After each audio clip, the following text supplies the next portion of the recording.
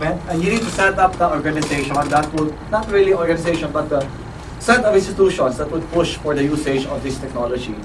And then, of course, results and dissemination. Let's first start with technology testing and evaluation. So it consists of three phases. First, you have the laboratory testing, you have the field testing, you have the life cycle assessment, the life cycle costing, cost modeling. Okay, and we start first with the laboratory testing. It consists of first, power curve test. Are you familiar with the power curve test? If you get to look at an engine, the characteristic of an engine, ano ba yung power characteristics niya? You would want to determine ano yung maximum power na kaya niya provide at a given speed. Mapapansin nyo, mayroong curve. You have the speed and then you have the power. So that's what we call the power curve. So we intend to get that one and compare that with diesel. Magkakaroon ka ba ng power reduction or improvement in power? That is very critical para ma-adapt ng market, especially for jeepney drivers or for jeepneys. Kasi usually jeepneys are overloaded. So konting reduction in power, nararamdaman ka agad ng driver yon. Okay. Second, we're going to do some steady state testing. So fuel cost for fuel consumption and this is supposed to be emissions and fuel consumption. This is steady state testing. We're going to determine what is the emissions and fuel consumption, okay, for a given load and for a given speed. So it's like a map. So just imagine if you have a map, you have RPM here, you have here the load, and then for each combination, you determine what's the fuel consumption and what's the emissions. Okay. Then from there, you can now load in a computer, that map in a computer, and try to simulate what's going to be the emissions and fuel consumption for a given drive cycle. Sir, hindi natin pwede gamitin drive cycle, for example, sa US, dapat sa Philippines. Especially jeepneys, iba kasi mode kung paano siya pinapatakbo. Okay. Dito sa part na to, medyo natagalan kami kasi supposedly, ideally, dapat talaga transient testing. So what do you mean by transient testing? You have a vehicle, you load that in a dynamometer, that's the one with the roller. Then meron ka sinusundan na speed. So you run the vehicle, following that speed curve, and then at the end, you're able to measure what's the total emissions, what's the total fuel consumption. Okay, ano yung issue in the Philippines? Alam naman natin, medyo kulang tayo sa equipments. Okay. And ang kaya lang ng equipments natin dito na dyno is steady state testing. So what we did, kumuha kami ng steady state map and just we came up with a computer model to simulate what's going to be kung sakaling nag-transient testing kami. Okay. In fact, when you start doing your work, you'll encounter that. Especially kung dito yung gagawin ng trabaho ninyo sa Philippines. Maraming mga gamit na hindi available. In fact, yun yung talagang magta-challenge sa inyo. Okay. Thinking of ways na maaaring hindi pa na-try before, but would allow you to come up with a similar output. Okay. Next, anong status? Testing has been done but not yet completed due to some equipment problems. Okay. By the way, in picture at the in some background, that is in UP. Okay, yung Philippines just set this up last year. It's a 150 million facility. Okay, set up in UP. It was a joint funding by DOST, DOE, and the University of the Philippines. And ano yung mga equipment problems yan? Before, when about to start, nagka-problema yung buong dyno facility. So, hindi natuloy. Then after that, nakapag-start na kami. And then after that, ang naging problema rin, analyzer. So, kailangan i-calibrate. And again, kung foreign supplied yung analyzer mo, and wala naman silang masyadong ganong karaming product dito na kailangan maintain, you have to send that in the US. So, it took months bago bumalik yung analyzer. Okay, then after that, nag-test kami. When we were testing, ito na yun actually, masyadong mausok. Okay.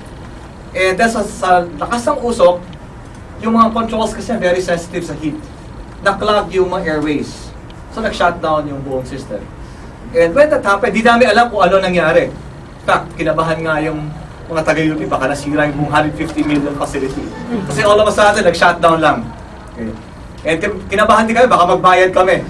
Buti na lang nung pag-uwi na namin, tumawag sa akin si Dr. Caro, sabi, sobrang dumi lang yung engine na tinest nyo. Nag-plug yung aming mga airways dito. Uminit yung controller. So, nakahinga kami ron. Okay. And nung magtitest na kami, sana papalit, biglang nagkaroon ng undoy. Okay. So, nagkaroon ng undoy. Yung dyno, isang roller yan na naka-imped sa lupa. Nagkaroon ng seepage. Okay, yung test facility kasi parang pool yan, nagkaroon ng seepage. And kailangan mo na matuyo And then, nagdasal, hopefully hindi nasira, pero nung tinest, buti naman hindi sira. Kaya na magte-test na kami, problema na naman ngayon ng analyzer. Kailangan na pala i-calibrate. So the analyzer is now in Thailand being calibrated. Okay. So we're waiting now for the analyzer. Pero malaking bagay pa rin, at least the facility is still working. Okay, okay lang yun kasi calibration ng analyzer. Okay. And for the field testing, the purpose is determine the fuel consumption. And then dito mo talaga malalaman ano ba yung economics. Okay. And one important point is yung durability issues. Kasi marami nagkiklaim, masisira yan, may nagsasabi namang okay lang yan. Pero ano ba talaga? Masisira ba siya talaga or hindi? So the test site was in Los Baños, Laguna. Why Los Baños, Laguna? It's important na pumili ng area na friendly yung LGU, friendly din yung Jeepney Association. Okay. Kasi mahirap mag-convince. Okay. Especially ito, pag sinabi sa mga drivers, baka masira yung engine namin yan. So, dapat ka maghanap ng partner na willing makipag-cooperate sa'yo. And we found that in Los Baños, Laguna. We started in August and it's ongoing. The oil is provided by Chowking, Jollibee, and Barangay. So we all entered also with a MOA with Chowking and Jollibee. We supply the oil. In fact, binigyan nila kami ng discount. Kasi binibili mo rin yung oil eh. Okay. Binibenta nila yung oil at 15 pesos. Pero because of the project, stakeholders sa project, binenta na nila at 10 pesos. Okay, per liter. Okay.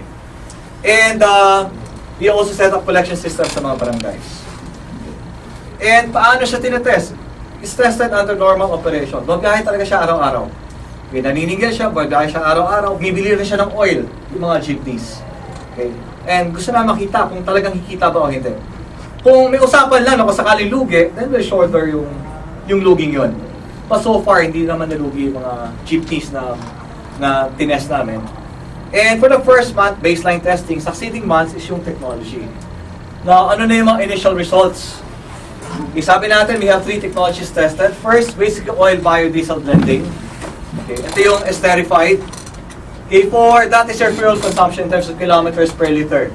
For baseline, for diesel is 3.91 kilometers per liter for this vehicle. And the vehicle is duly overhauled. Okay, but low power was observed.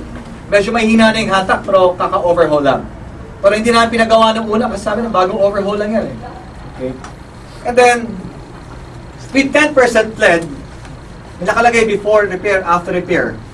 Ini-emphasize ko yung low power kasi we found out later on na mali pala yung mga settings nung in-overhaul siya. So we have it repaired. Okay. For 10% lead before repair, the consumption is 3.19. Okay. And anong mga na-observe na problem?